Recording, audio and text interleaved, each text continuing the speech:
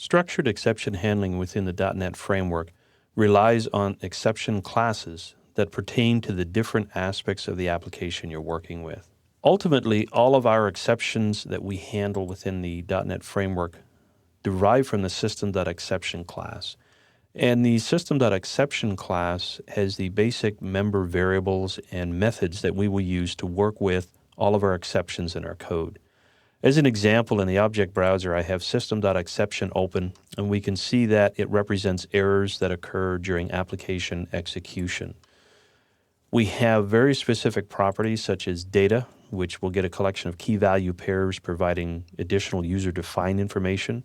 So if you're throwing your own exception, you can populate that information. There's a potential to use a help link where there may be a help file in your application associated with that type of exception that took place.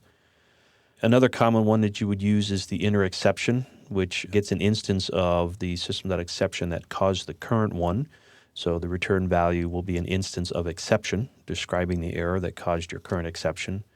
Message is that textual message that we saw in our divide by zero exceptions earlier in the course.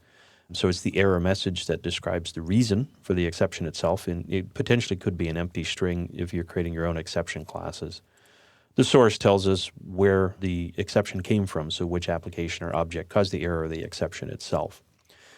And then we have constructors, and these are overloaded constructors. So if you want to create a new exception of your own, we have exception string, which will accept a string message.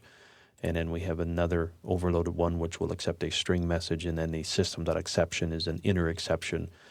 So again, all of these exception classes within the .NET Framework structured exception handling routine flows from system.exception. There are various ones that are available. You can search on MSDN to find out some of the exception classes that exist for different errors that may occur in your application. There are some that we can think of specifically. So we had the divide by zero exception. We can just type in a portion of that in our object browser and click on search, and it will go through and find our divide by zero exception class for us.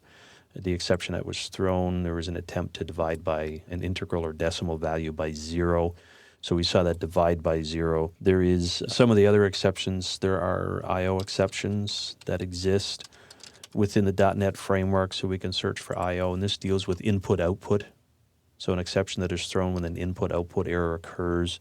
Again, one of the things that I recommend is that if you're unsure of some of the system exceptions that may occur, use the general exception handler routine, so just catch exception E, and then as you're testing your application, any of the exceptions that occur will come back and will write out to the console window or to some error message that will be displayed to you what those specific exceptions were that occurred in the application.